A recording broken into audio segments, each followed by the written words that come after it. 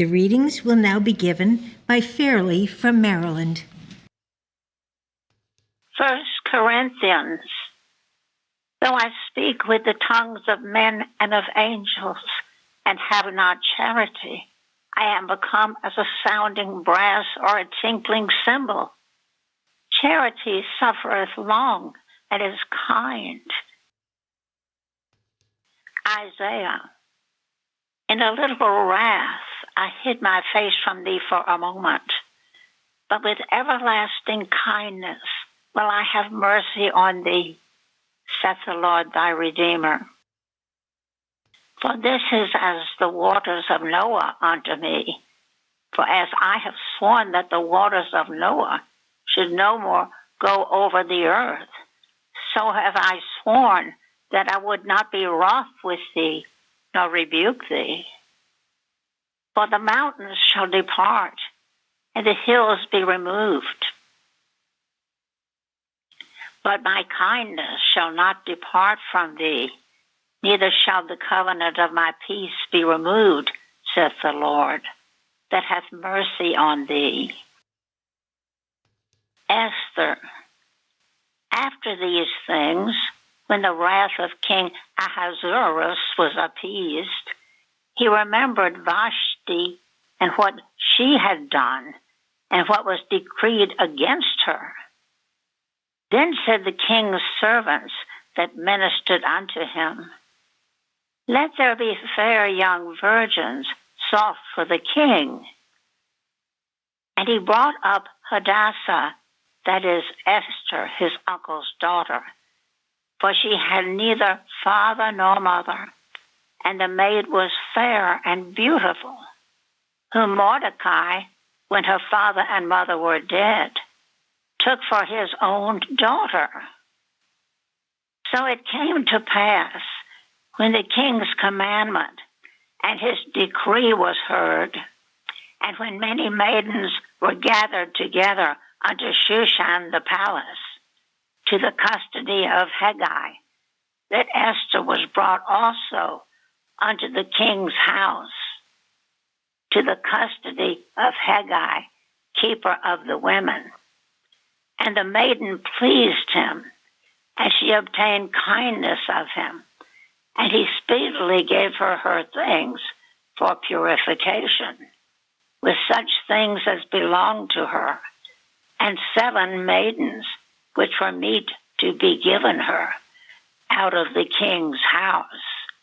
And he preferred her and her maids unto the best place of the house of the women.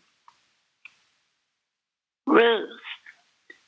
And Naomi had a kinsman of her husband's, a mighty man of wealth, of the family of Elimelech, and his name was Boaz.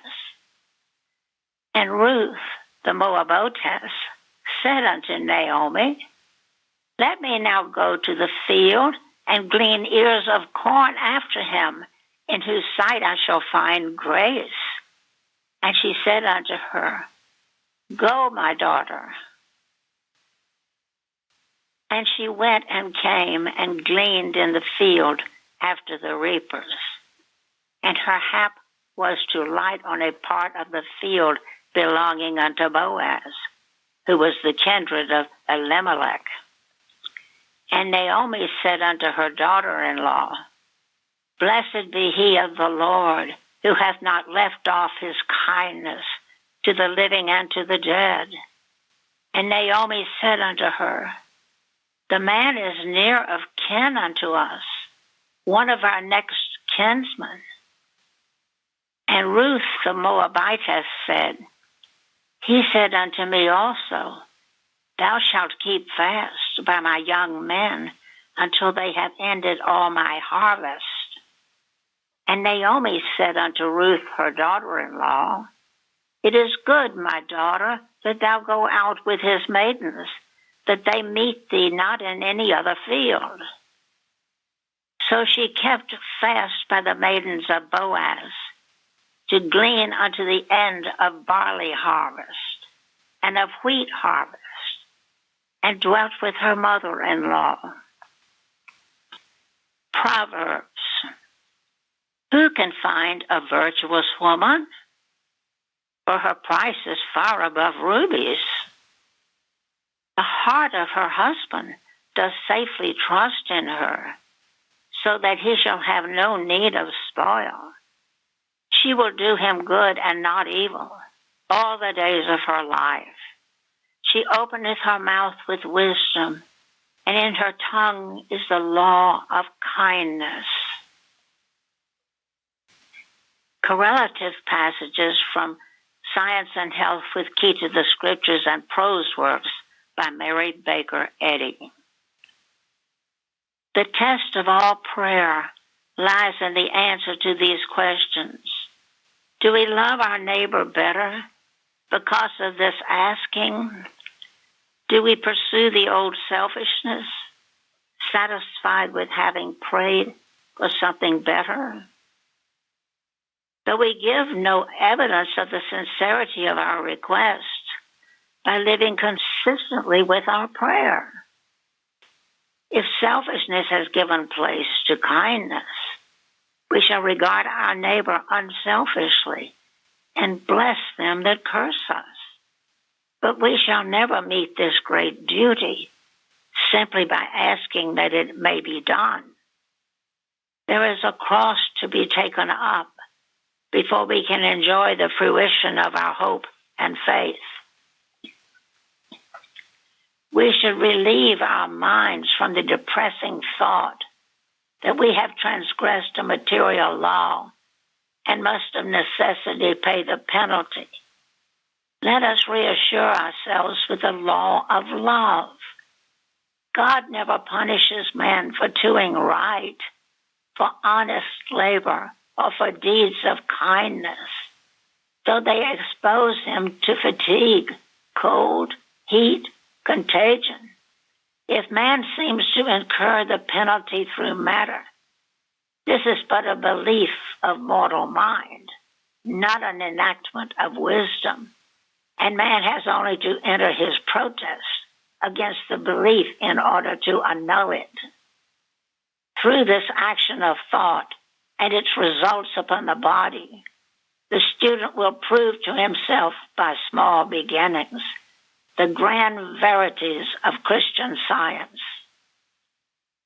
Christian Science commands man to master the propensities, to hold hatred in abeyance with kindness, to conquer lust with chastity, revenge with charity, and to overcome deceit with honesty.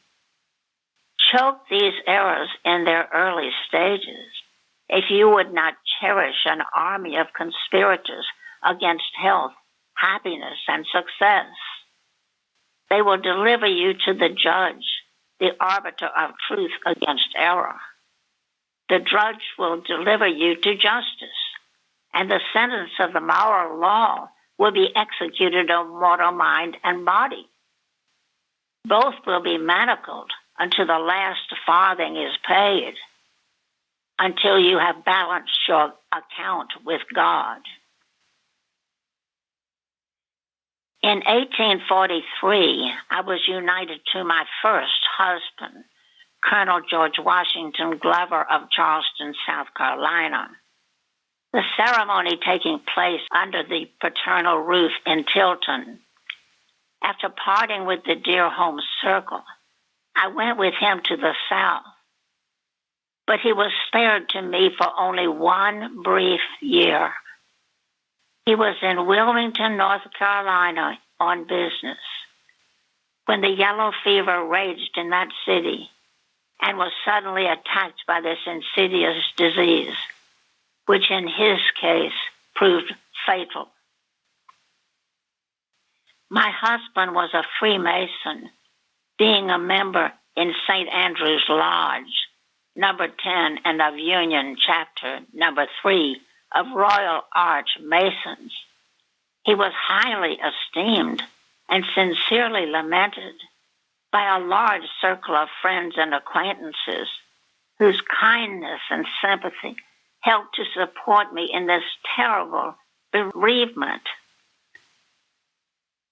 St. Paul said that without charity, We are as sounding brass or a tinkling cymbal. And he added, charity suffereth long and is kind, doth not behave itself unseemly, thinketh no evil, but rejoiceth in the truth. My deepest desires and daily labors go to prove that I love my enemies and would help all to gain the abiding consciousness of health, happiness, and heaven. I hate no one and love others more than they can love me.